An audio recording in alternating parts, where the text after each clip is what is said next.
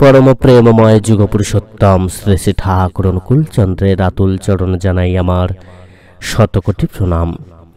जय गुरु सकल इष्टप्राण दाता मायरा। परम दयाल जुग पुरुषोत्तम श्री श्री ठाकुर अनुकूल चंद्र आमादेरके पवित्र इष्टभृति करार विधान दिएছেন। এই ইষ্টভৃতি কি এবং এই ইষ্টভৃতি আমরা করব কেন, ইষ্টভৃতি না করলে কি হয়, পরম দয়ালের সদ্দীক্ষা গ্রহণ করলে ইষ্টভৃতি করতেই হবে কেন, এমনটা মানে পরম দয়াল কেন আমাদেরকে ইষ্টভৃতি পালনের কথা বলেছেন, এই বিষয় নিয়ে প্রচুর মানুষের মনে কিন্তু প্রচুর সংশয় রয়েছে। ইষ্টভৃতি নিয়েই সবথেকে বেশি মানুষের মধ্যে কিন্তু সংশয়টা লক্ষ্য করা যায় এবং এই নিয়েই যত বিভেদ মতপার্থক্য। দেখবেন প্রচুর মানুষ আছেন যারা ইষ্টভৃতিকে নিজেদের মতো করে ব্যাখ্যা দেওয়ার চেষ্টা করেছেন। এই পবিত্র ইষ্টভৃতির মাহাত্ম্য সম্বন্ধে তারা হয়তো জানেন না, বা ইষ্টভৃতি কি সে সম্বন্ধে তাদের কোনো জ্ঞান নাই, জানেন না প্রকৃতপক্ষে ইষ্টভৃতি কি এবং কিভাবে কি করতে হয়। কিন্তু তারা ইষ্টভৃতি নিয়ে বিভিন্ন রকম ভাবে কথা বলেছেন বা বলেন। এটা আগেও ছিল, এখনো আছে, ভবিষ্যতেও থাকবে। যতদিন আমরা জ্ঞানের সাগরে পাড়ি দিতে পারছি, আমাদের ভাবটাকে বদলাতে না পারছি, শ্রী ঠাকুর বললেন যেমন ভাব তেমন লাভ। আমরা যেমন ভাববো তেমন লাভ করব, যেমন কর্ম করব তেমন ফল পাবো, এটাই স্বাভাবিক। তো যার যেমন ভাব, যার যতটা জ্ঞান বা বোঝার ক্ষমতা, সে ততটাই বোঝার চেষ্টা করবে। যিনি মাধ্যমিক পাশ করেছেন তিনি তো আর পিএইচডি সাবজেক্ট বুঝতে পারবেন না। তো এইরকমই সমস্ত কিছুকে ঠিকভাবে বোঝার জন্য আমাদেরকে আগে জ্ঞান সাগরে পাড়ি দিতে হবে, সেই মনের ভাবটা তৈরি করতে হবে, তাকে আগে ভালোবাসতে হবে। আমরা সকল দেবদেবীকে ভালোবাসি, সকল দেবদেবীকে ভালোবেসে তাদের মাহাত্ম্য সম্বন্ধে জানার চেষ্টা করি। এটাই হলো সৎসঙ্গদের সবার প্রথম কথা। সৎসঙ্গরা সবার আগে সকল দেবদেবীকে ভালোবেসে, সকল শাস্ত্রকে ভালোবেসে সেই শাস্ত্র অধ্যয়ন করেন এবং সেগুলোকে জানার চেষ্টা করেন। পরম দয়াল যুগপুরুষোত্তম সেই শিক্ষাই আমাদেরকে দিয়েছেন। তিনি বলেছেন পূর্ববর্তীকে মেনেই কিন্তু পরবর্তীর অধিকার। আমরা যদি পূর্ববর্তীকে না মানি, অর্থাৎ যুগে যুগে তেনারা যে এসেছেন, আমরা রামচন্দ্র, শ্রীকৃষ্ণ, শ্রী শ্রী ঠাকুর চৈতন্যদেব, শ্রী শ্রী রামকৃষ্ণ পরমহংসদেব, তাদেরকে যদি না মানি তাহলে কিন্তু আমাদের আর পরম দয়ালকে মানা হয় না। সকলকে মেনে, তাদের বিধিবিধানগুলো মেনে, পরম দয়াল যুগপুরুষোত্তম শ্রী শ্রী ঠাকুর যে বিধান দিয়েছেন সেগুলোকে মেনে চলা লাগে। অর্থাৎ তাঁর বিধানগুলো মানলেই দেখবেন অটোমেটিক্যালি সমস্ত দেবদেবীর বিধান মানা হয়ে যায়। তিনি এই যে ইষ্টভৃতি আমাদেরকে দিয়েছেন, এই ইষ্টভৃতি আর্য যুগে কিন্তু ছিল। আর্যরা প্রত্যেক দিন ইষ্টভৃতি পালন করতেন। নামটা হয়তো অন্য ছিল বা হয়তো কোনো নাম ছিল না, কিন্তু তারা পালন করতেন। শাস্ত্রের উল্লেখ আছে রোজ সকালবেলা ভগবানের উদ্দেশ্যে কিছু অর্ঘ্য তারা নিবেদন করতেন এবং সেটা প্রত্যেক দিন করতেন। সকালবেলা ঘুম থেকে উঠে অতি প্রত্যুষে কর্ম এবং জল গ্রহণের পূর্বে সেটা কিন্তু পালন করতেন। এটা আর্যদের পরম ধর্ম। আমাদের এই যে আর্য, আমরা আর্য, তো আর্যদের প্রধান একটা ধর্ম আছে, জানেন তো? এই ধর্মটা হচ্ছে দান, ধ্যান, সেবা এবং কর্ম।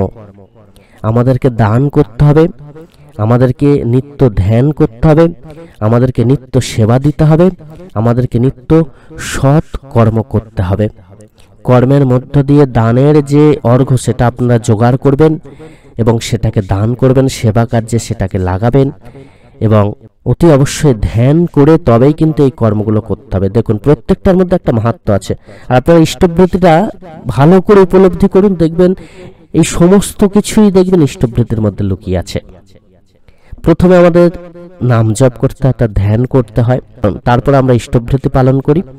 এই ইষ্টভৃতির মধ্যেই আছে, দেখুন পরম দয়াল যুগপুরুষোত্তম শ্রী শ্রী ঠাকুর অনুকূল চন্দ্র বলছেন দিন গুজরানি আয় থেকে কর ইষ্টভৃতি আহরণ। অর্থাৎ আমরা সৎ কর্ম করার মধ্যে যে দিন আনা দিন খাওয়া বলুন বা যে কোনো কর্ম আমরা করছি তো নিজেদের সংসারকে, নিজেদের পেটকে চালাবার জন্য, তো সেই সৎ কর্ম করার মধ্য দিয়ে ইষ্টভৃতির অর্ঘ্য আমরা, মানে আমাদের সংসার চালানোর অর্থ জোগাড় করছি, তার থেকে কিছুটা আমরা ইষ্টভৃতির জন্য নিবেদন করব।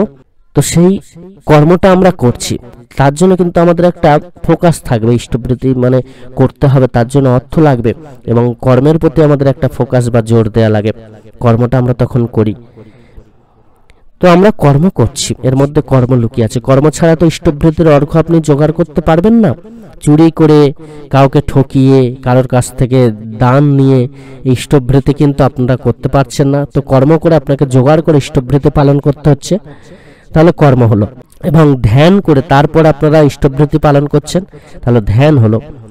এবার আসি সেবা এবং দান, এই ইষ্টবৃত্তির অর্ঘ্য। আমরা আগে শাস্ত্রে দেখেছি গুরুদক্ষিণা দেওয়ার বিধান ছিল। গুরুর কাছ থেকে কিছু নিতে গেলে, পেতে গেলে গুরুদক্ষিণা দিতে হয়, তার কাছ থেকে কিছু নিয়ে তাকে কিছু দিতে হয়।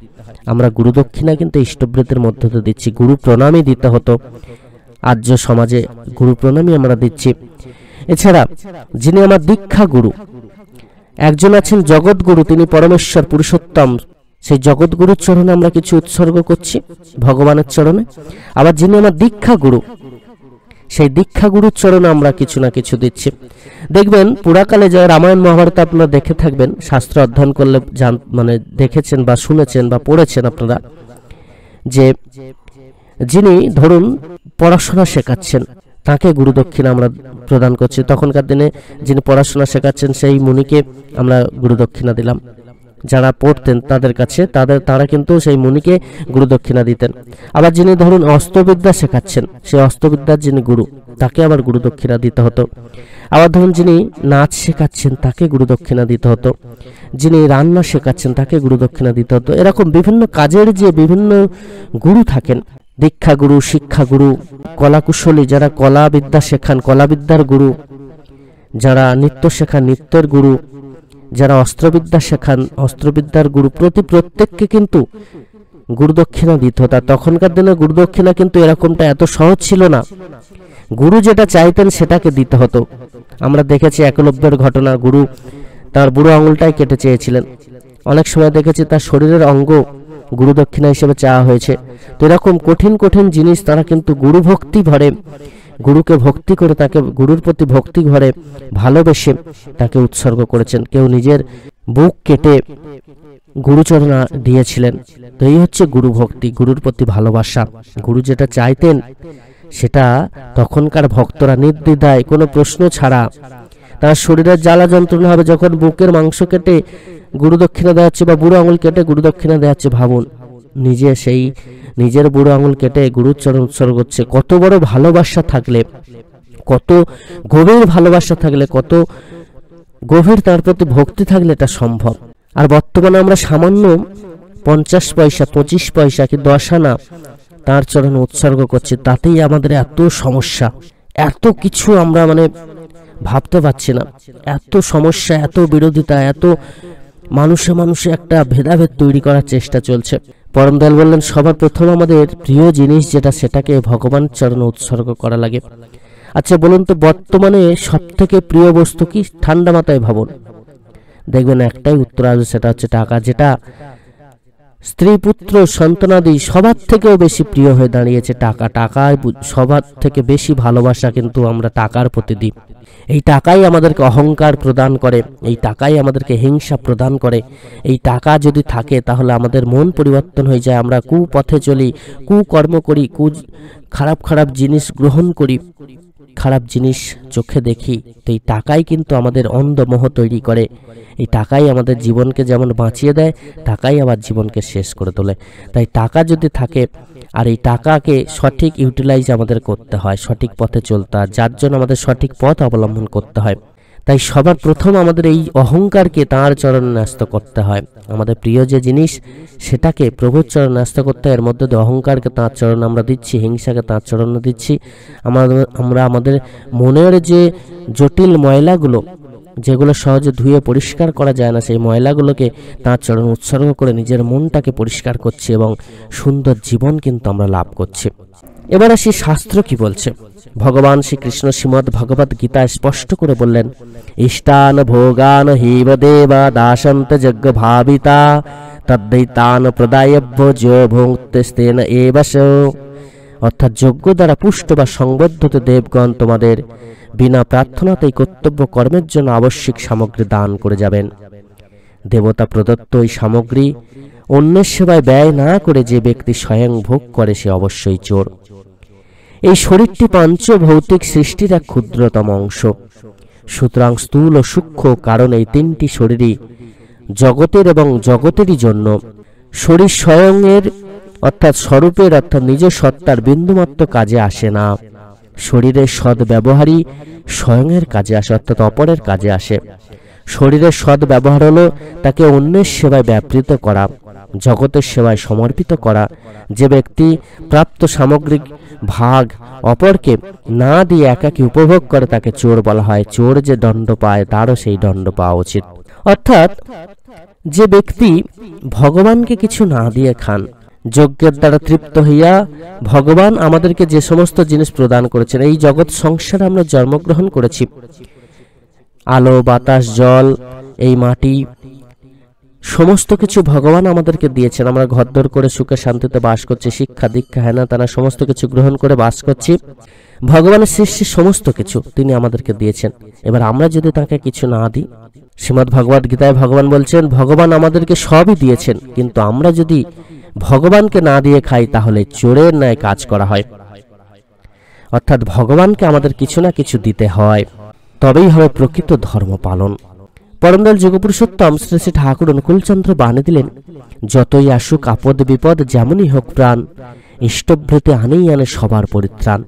ইষ্টভৃতি মানে ইষ্টকে ভরণ পোষণ করা, ইষ্ট মানে গুরু, ভৃতি মানে ভরণ করা অর্থাৎ গুরুকে ভরণ করা। এই ইষ্টভৃতি আর আবার ইষ্ট মানে হচ্ছে মঙ্গল, আর ভরণ করা মানে মঙ্গলের কামনা করা। কামনা করা অর্থাৎ মঙ্গলের কামনার্থে আমাদের নিজেদের মঙ্গলের সাথে এই ইষ্টভৃতি পালন করব। ইষ্টভৃতি নিয়ে মানুষের মনে প্রচুর দ্বিধাদ্বন্দ্ব রয়েছে, যে কথা আগেই বলছিলাম। প্রচুর মানুষ প্রশ্ন করেন ধর্ম করব, ঠাকুরকে ডাকবো, দীক্ষা নেব, কিন্তু প্রতিদিন পয়সা কেন দেব? ঠাকুরকে কেন পয়সা দিতে যাব? আমাদের কষ্টের পয়সা কেন দিতে যাব?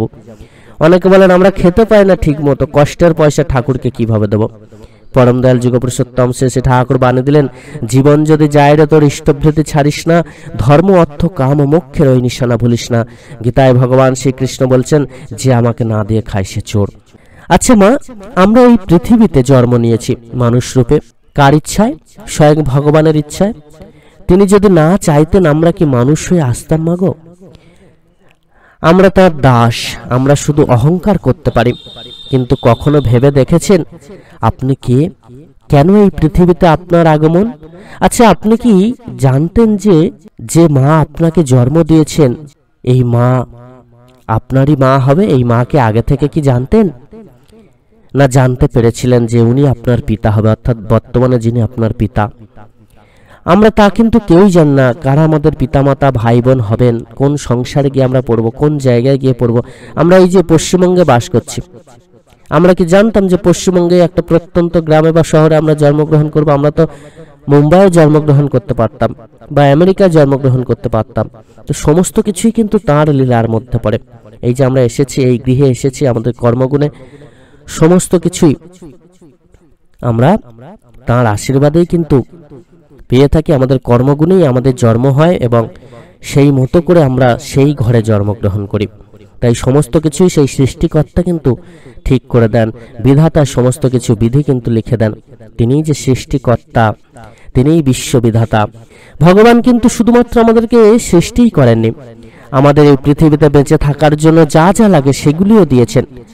আমরা ভগবানের দেয়া জল আলো বাতাস মাটি এবং তার থেকে সৃষ্ট সমস্ত কিছু ভোগ করছি। আমরা ভগবানকে কি দিচ্ছি এই প্রশ্ন কি কখনো করেছেন? কোনো কিছু কিনতে বা কোথাও থাকতে চাইলে আমাদের প্রত্যেকেরই কিন্তু পরিমাণ মতো শুদ্ধ কর বা শুল্ক বা ট্যাক্স দিতে হয়।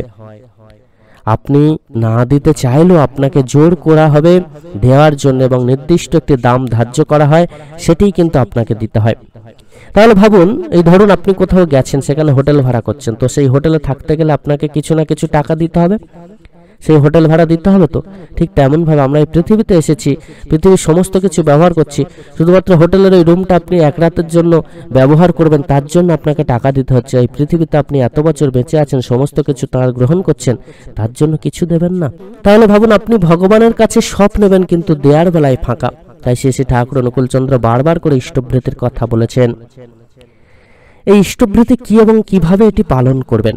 শ্রী শ্রী ঠাকুর অনুকূলচন্দ্র বাণী দিলেন, পেলি কতই দিলি কি ঢাললে শুধু ছায় ঘি, পাত্রের চেয়ে পাওয়ার লোভ, বাড়ায় দুঃখ বাড়ায় ক্ষোভ। আমরা জানলাম ইষ্টবৃত্তি কি এবং কেন করতে হয়, কিন্তু কিভাবে পালন করবেন আরো ডিটেলসে আমরা চলুন জেনে নিই ইষ্টবৃত্তি কি এবং এটি কিভাবে আপনারা পালন করবেন। ঠাকুর অনুকূলচন্দ্র বললেন, শরীর ও মনে যুক্ত আগ্রহের সহিত ঈপ্সিতে কেন্দ্রায়িত হয়ে তাঁরই ভরণ কামনায় উপার্জনশীল হয়ে দৈনন্দিন জীবনে সর্বপ্রথম তাকে যে অর্ঘ্য নিবেদন করা হয় তাকে ইষ্টবৃত্তি বলে।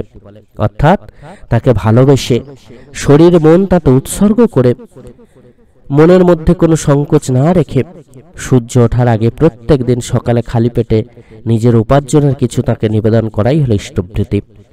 মনের কোনো যে প্রবৃত্তি উকি মারুক না কেন তাকে নিয়ন্ত্রণ করে ইষ্ট স্বার্থ ইষ্ট প্রতিষ্ঠামুখী করে তুলতে সজাগ থাকতে ইষ্টবৃত্তির প্রয়োজন। ইষ্ট বা গুরুকে ভরণের মাধ্যমে আমরা জীবনমুখী হয়ে উঠি। সকল দুঃখ দুর্দশা ব্যথা বেদনা সমস্ত কিছু কেটে যায় কিন্তু সহজেই। ইষ্টবৃত্তির মধ্য দিয়ে আমাদের সকল গ্রহদোষ মুক্ত হয়। জীবনের প্রত্যেক দুর্ঘটনা থেকে আমরা সহজেই মুক্তি পাই। কোনো আপদ বিপদে আমাদের কিচ্ছু করতে পারে না। ইষ্টবৃত্তি করে আমরা আমাদের বিভিন্ন রকম ধ্বংস ক্ষয়ক্ষতি প্রতিরোধ করতে পারি। বিভিন্ন অমঙ্গল কাটিয়ে দেয় এই ইষ্টবৃত্তি। আমাদের অতীতের আর্য সমাজেও কিন্তু ইষ্টবৃত্তি বা প্রতিদিন ইষ্টকে খাওয়ানোর রীতি ছিল। ইষ্টবৃত্তি মানুষের হীনমন্যতা এবং দারিদ্র ব্যাধির গোড়া মেরে মানুষকে অনুরক্ত কর্মঠ উদ্দীপক এবং যোগ্য করে তোলে। শ্রী ঠাকুর তাই বানিয়ে দিলেন, যতই আসুক আপদ বিপদ যেমনই হোক প্রাণ, ইষ্টবৃত্তি আনেই আনে সবার পরিত্রাণ। তিনি আরো বললেন, ইষ্টের ধন ইষ্টকেই দিস, করিস না তাই বঞ্চনা, অন্যকে তা দিলেই জানিস আসবে বিপাক গঞ্জনা। ইষ্টবৃত্তিতে পুরস্কার এবং দৈবের যোজন হয়। এর মানে জানতে চাইলে শ্রী ঠাকুর বললেন, পুরস্কার মানে হলো শিল্পী অঙ্গ এবং দৈব অঙ্গ হলো অনুভূতি অঙ্গ।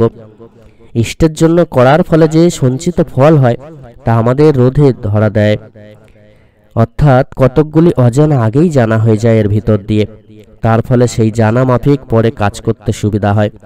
ইষ্টানুবোধ অভ্যাস এবং প্রেরণা তদনুক কর্মেই প্রবৃত্ত করে। শ্রীমদ্ ভগবদ গীতায় ভগবান শ্রীকৃষ্ণ তাই কিন্তু বারবার করে তাঁর শ্রীচরণে কিছু না কিছু উৎসর্গ করার কথা বলেছেন। তাই এ যুগে পরমদয়াল যুগপুরুষ শ্রী ঠাকুর কিন্তু ইষ্টবৃত্তির প্রবর্তন করলেন। এই ইষ্টবৃত্তি করার মধ্য দিয়ে দান ধ্যান সেবা কর্মের পুণ্য ফল আমরা লাভ করছি এবং পরমদয়ালকে কিন্তু সন্তুষ্ট করতে পারছি। এছাড়া রোজ সকালবেলা ইষ্টবৃত্তির করার মধ্য দিয়ে সারা দিনের যে বাধা বিপদ গ্রহদোষ দুর্ঘটনা ফাঁড়া মৃত্যু ফাঁড়া এই সমস্ত কিছু কিন্তু দূর হয়ে যায়। তাই তো কল্কি অবতার যুগ পুরুষোত্তম ঠাকুর অনুকূলচন্দ্র বারবার করে ইষ্টবৃত্তির কথা বলেছেন। প্রত্যেক যুগে ইষ্টবৃত্তির প্রচলন ছিল। একাল সেকাল সকল যুগোপযোগী রীতিনীতির কথা তিনি আমাদেরকে বলেছেন। তাই তো তিনি পুরুষোত্তম। তিনি বানিয়ে দিলেন, সব দেবতার সমাহারেই পুরুষোত্তমের সৃষ্টি। সহজ মানুষ নররূপে করেন ধৃতি বৃষ্টি। সকল দেবতার সমাহারেই কিন্তু পুরুষোত্তমের সৃষ্টি। তাই পুরুষোত্তমের মধ্যেই সকল দেবতার সমস্ত গুণ বর্তমান থাকে এবং সকল দেবতাকে লাভ করা যায় পুরুষোত্তমের পূজার মধ্য দিয়ে। তেনারা সহজ মানুষ নররূপে মানে সহজভাবে তেনারা থাকেন, মানুষ রূপে আসেন এই পৃথিবীতে এবং এই পৃথিবীকে শুদ্ধ করেন, মানুষকে শুদ্ধ করেন তার অমৃত বৃষ্টির মধ্য দিয়ে, অমৃত ধারার মধ্য দিয়ে। ইষ্টবৃত্তি পালনের সম্বন্ধে শ্রী ঠাকুর বললেন, প্রত্যেক দিন সূর্য ওঠার আগে খালি পেটে জল গ্রহণের পূর্বে নাম ধ্যান করে কিছু পরিমাণ অর্ঘ্য জমা করতে হয় এবং তা ঠিক 30 দিনের দিন পাঠাতে হয়। ইষ্টবৃত্তি ব্রতভঙ্গে ইষ্টবৃত্তির নিবেদিত অর্ঘ্য অন্য কাজে ব্যয় করলে বা হারিয়ে ফেললে অনুতাপের সঙ্গে ভিক্ষা করে ওই নষ্ট বা অপহৃত অর্ঘ্য সংগ্রহ করে পরের দিন হবিষ্যান্ন গ্রহণ করে তার পরের দিন সংগৃহীত অর্থ মন্ত্র পাঠ করে নিবেদন করে পুনরায় ব্রত নিয়মিতভাবে পালন করতে হবে। অনেকে যারা ইষ্টবৃত্তি করতে করতে ছেড়ে দেন তারা অতি অবশ্যই তাদেরকে বলি, পুনরায় ঠাকুরের চরণে ক্ষমা প্রার্থনা করে অনুতাপের সঙ্গে হবিষ্যান্ন পালনের মাধ্যমে ইষ্টবৃত্তি নিয়মিতভাবে শুরু করুন। দেখবেন আপনার সকল জ্বালা যন্ত্রণা দুঃখ কষ্ট দূর হবেই হবে। সকল ইষ্টপ্রাণ দাদা মায়েরা খুব ভালো থাকুন। পরমদয়াল যুগপুরুষোত্তম শ্রী ঠাকুর অনুকূলচন্দ্র আপনাদের প্রতি প্রত্যেকের মঙ্গল করুন। জয় গুরু বন্দে পুরুষোত্তমম।